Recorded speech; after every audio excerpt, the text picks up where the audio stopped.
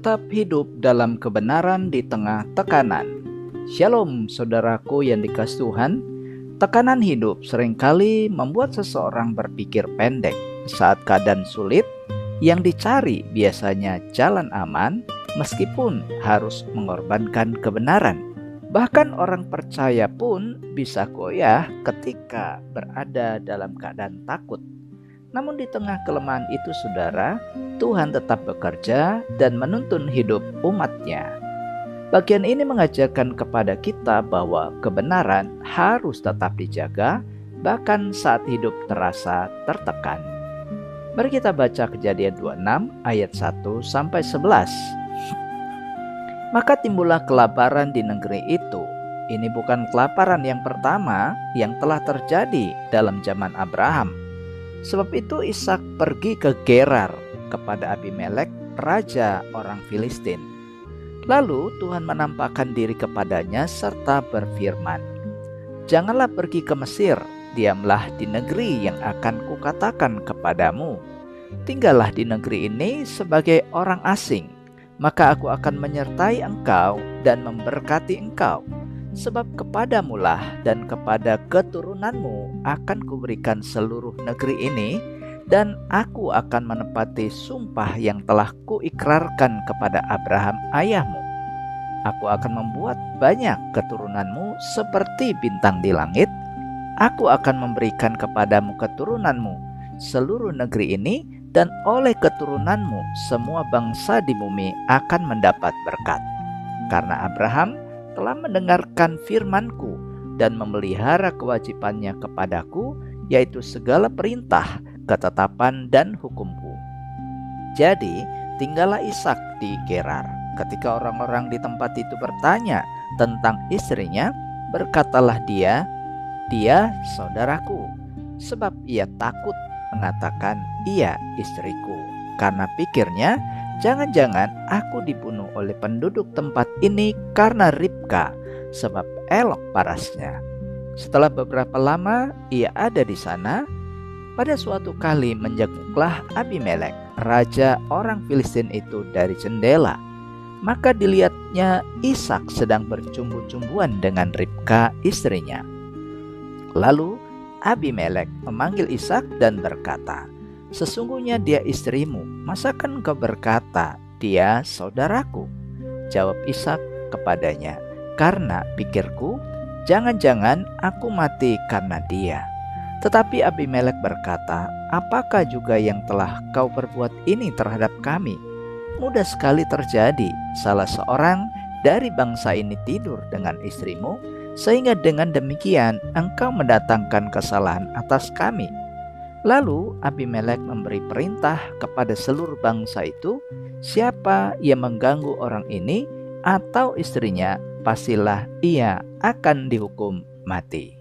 Nah saudaraku, 3 kebenaran sejati yang menjadi pokok renungan kita. Yang pertama, ketaatan kepada Tuhan lebih penting daripada rasa aman. Ayat 1 sampai ayat 6. Secara logika saudara, pergi ke Mesir adalah pilihan aman buat Ishak saat kelaparan. Tetapi Tuhan justru menyuruh Ishak untuk tetap tinggal. Ketaatan seringkali bertentangan dengan perasaan manusia saudara. Kita cenderung memilih yang terlihat aman, padahal belum tentu itu adalah kehendak Tuhan. Ketaatan sejati terlihat ketika kita tetap mengikut Tuhan meskipun situasi belum berubah. Artinya saudara, iman bukan soal kondisi yang nyaman, tetapi keputusan untuk tetap percaya pada Tuhan. Ketaatan bukan soal aman atau tidak, tetapi percaya atau tidak. Yang kedua saudara, ketakutan membuat orang mengambil jalan yang salah di ayat 7-10. Ishak takut dibunuh karena istrinya cantik, lalu ia memilih untuk berbohong. Hal inilah juga yang dilakukan oleh Abraham ayahnya. Ini menunjukkan bahwa ketakutan bisa mengalahkan iman saudara. Ketika hati dikuasai rasa takut, orang bisa menghalalkan segala cara demi menyelamatkan diri. Masalahnya, jalan yang salah itu tidak pernah benar, meskipun alasannya terlihat masuk akal.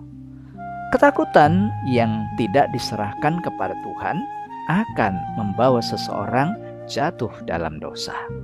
Ketakutan yang dibiarkan akan mendorong seseorang untuk meninggalkan kebenaran.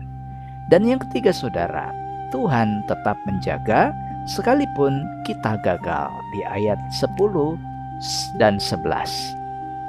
Walaupun Ishak tidak jujur, namun Tuhan tetap melindunginya melalui Abimelek. Ini bukan pembenaran atas kesalahan Ishak, saudara, tetapi bukti bahwa Tuhan setia pada janjinya. Kesetiaan Tuhan tidak bergantung pada kesempurnaan manusia. Ia tetap menjaga, menegur, dan memulihkan. Hal ini memberi pengharapan bahwa ketika kita jatuh dalam dosa pun, Tuhan tidak langsung meninggalkan kita. Ya, kesetiaan Tuhan itu lebih besar daripada kegagalan manusia. Nah, saudaraku, di zaman sekarang ini, tekanan hidup semakin nyata.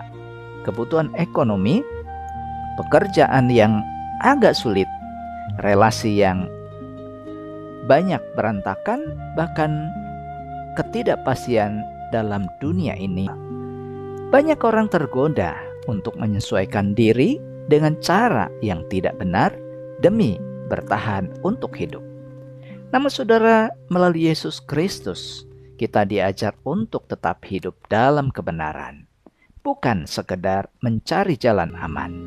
Kebenaran itu bukan pilihan kedua, melainkan jalan utama bagi setiap orang percaya. Ketika kita jatuh, ingatlah bahwa Tuhan tidak meninggalkan saudara, tetapi memanggil saudara untuk kembali kepadanya. Jadi saudara, kita bersyukur bahwa di dalam Kristus kita dimampukan untuk tetap hidup benar meskipun hidup tidak selalu mudah. Mari kita merefleksikan kebenaran firman Tuhan pada hari ini. Apakah saya lebih memilih aman daripada taat? Apakah saya pernah mengambil jalan salah karena takut seperti Ishak? Dan apakah saya mau kembali kepada Tuhan saat saya gagal dan jatuh dalam dosa? Mari kita berdoa.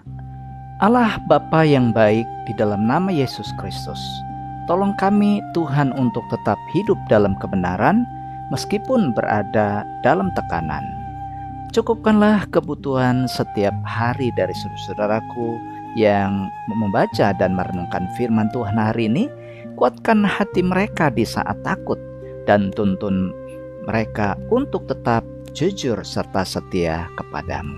Berkatilah dalam hidup sehari-hari, cukupkanlah setiap kebutuhan, dan berkatilah semua usaha dan pekerjaannya supaya menjadi berhasil dan beruntung. Yang sakit Tuhan pulihkan, yang berduka Tuhan hiburkan. Terpujilah Engkau Bapa dalam nama Yesus. Amin. Saudara, mari arahkanlah hati dan terimalah berkat Tuhan. Tuhan memberkati saudara dengan keberanian untuk tetap benar, iman yang teguh di tengah ketekanan, dan penyertaannya dalam setiap langkah hidup saudara, mulai dari saat ini sampai terus kekal selama-lamanya. Amin. Jika membutuhkan doa, konseling, atau percakapan pribadi, saudara bisa menghubungi nomor yang tertera pada deskripsi video ini. Demikian firman Tuhan hari ini. Terima kasih, Tuhan Yesus memberkati, dan sampai jumpa pada renungan SKS selanjutnya. Shalom.